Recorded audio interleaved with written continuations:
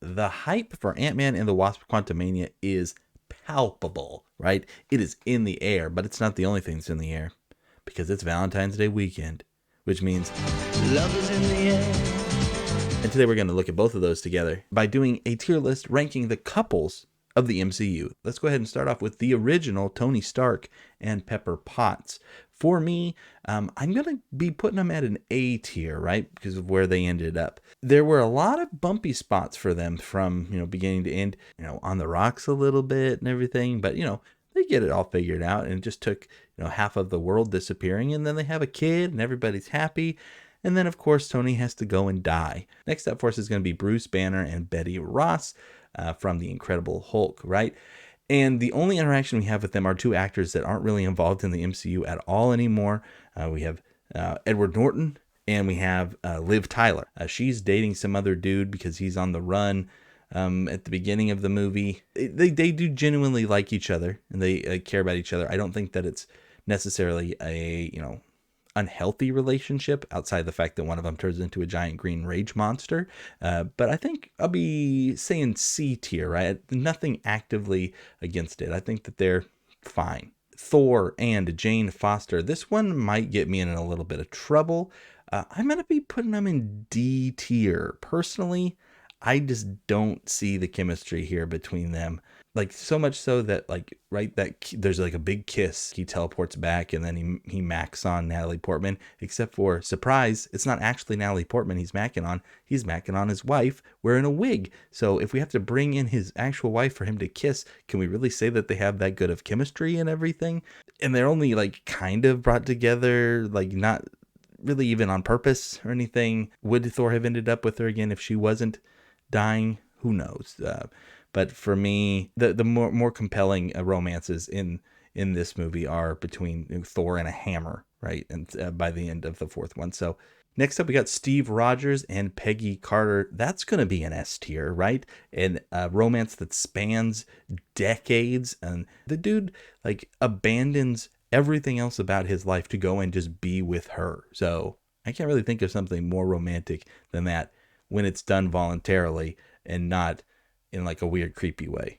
I mean, think about like the entire MCU. Has there been another romantic moment that was better than the end of Endgame, where it's just the two of these people slow dancing with each other? No, there hasn't been. I truly, truly believe that both of them care for the other, and we get to see that with Peggy, deciding that she likes Steve when he's just a little scrawny dude. It wasn't because he got big and buff, though. Of course, that helped. Our next couple is going to be Peter Quill and Gamora from the Guardians of the Galaxy movies.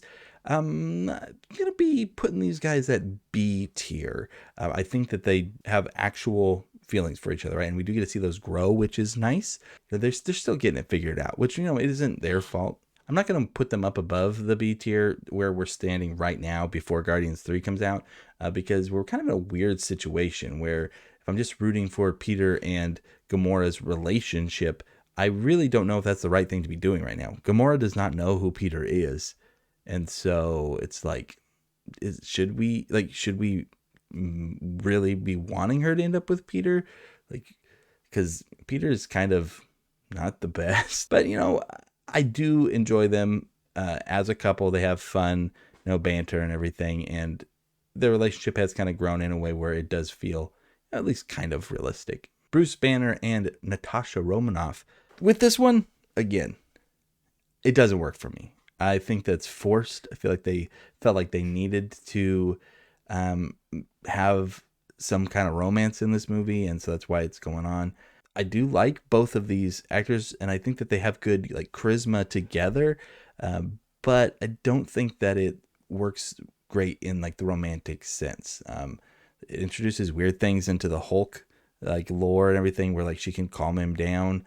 And then we also have like the added, like, it doesn't really go anywhere. They don't really get any more scenes together. Yeah, this one's going to be pretty low for me, down in D tier.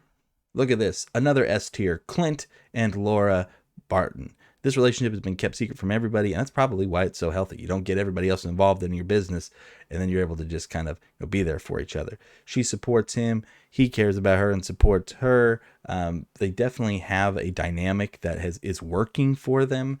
They've raised 3 kids who all seem to be pretty like cool people. And I really like how, even though we don't get to see directly them acting a ton in the Hawkeye show, we do just get to see that they have like, an actual like respectful relationship with each other. Kind of interesting that that's all it takes for me to look at a relationship in some of these movies and be like, oh yeah, that seems realistic, where 2 adults can talk to each other and be like, I understand what's going on. And it's like, okay, thank you for understanding. And but that's the bar that's set, right? So S tier. We got Ant-Man and the Wasp right now.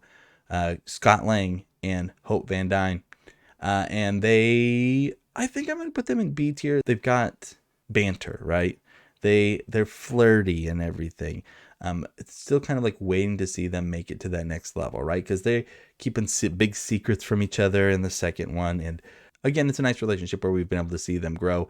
And it's almost like identical, right? To the Peter Quill and Gamora one, where it's like, you got the goofus dude, you got the super serious, probably way stronger and more talented lady, and she's unimpressed, but then he kind of breaks her down with just being like good dude.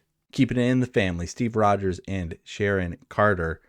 This is gonna be F tier for me. There's just too many questions here when you're making out with your old, now dead ex-girlfriend at the time.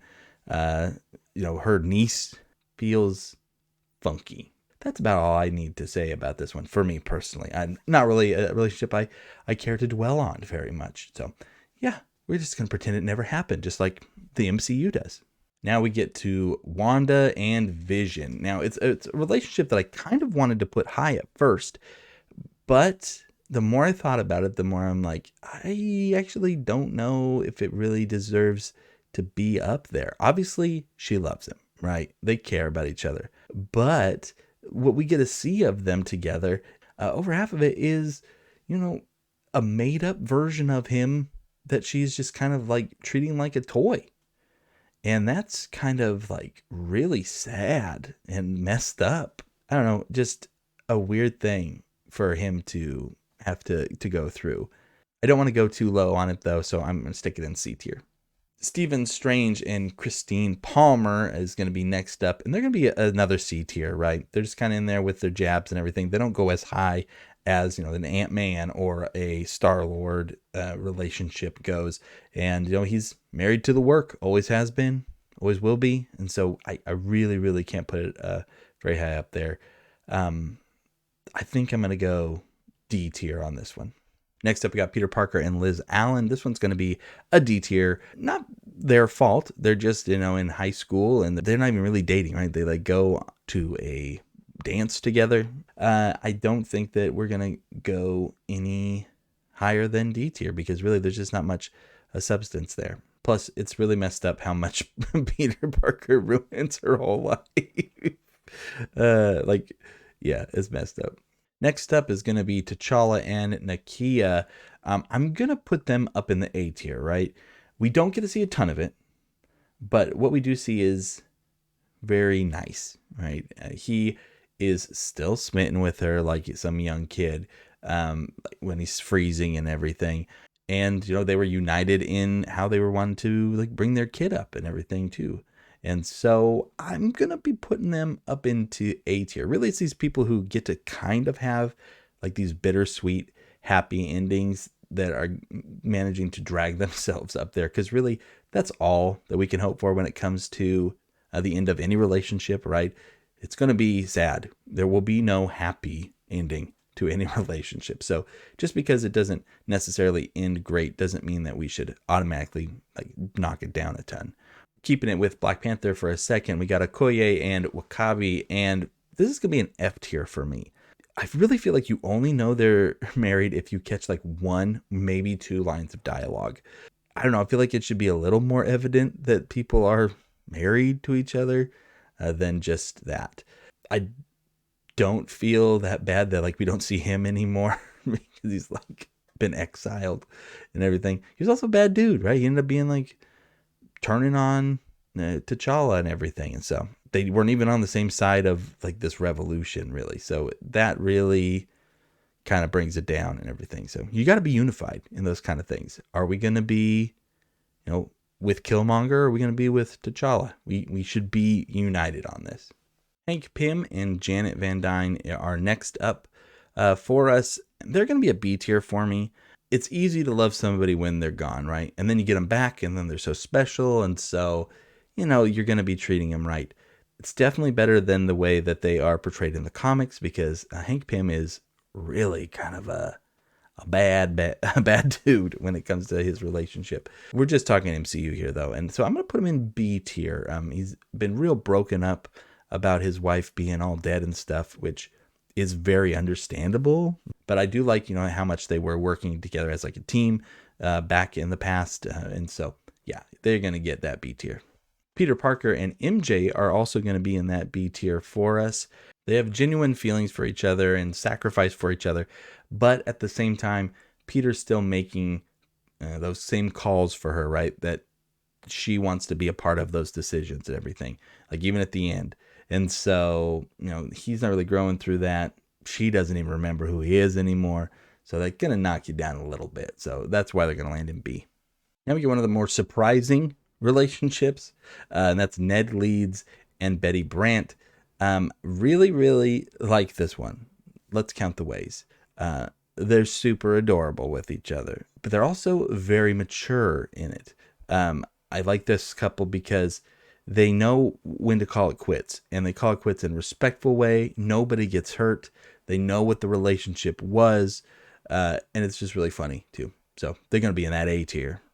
We get Happy Hogan and May Parker next. It is weird to see Aunt May with a dude that is an Uncle Ben, right? But this Aunt May is so young. We gotta let her live her life, man. And she's got so much life ahead of her. Okay, well, we thought she had so much life ahead of her. We're gonna have that one down in C tier. It's appropriately awkward. I do like that they're kind of like the are they, aren't they? It's just a good time, and it leads to a nice relationship for Peter to have also. But as a couple, just the two of them, I enjoy those scenes. Next up, we have Red Guardian and Melina Vostokov. They're going to be pretty low. I think I'm going to go D tier. I'm not actively rooting against them. Like, you're like, oh, yeah, it'd be cool if they could end up together, even though, like, their relationship was, like, put together by their government, and what do they actually feel? And one of them is way more involved than the other. And so, yeah, it's going to be a D tier for me. Circe and Icarus. She needs to get as far away from this guy as possible. That's an F tier. We got Circe and Dane Whitman, and this is a little better, but there's not a lot to go off of. They don't have a ton of scenes together. They're just kind of like, oh yeah, and it's played off as like the secondary relationship for her. So I don't know. I hope that we get to see more of them together, and that it does end up kind of building, because there just hasn't been a ton for them to go off of. But where it is right now, I'm going to put it in D tier.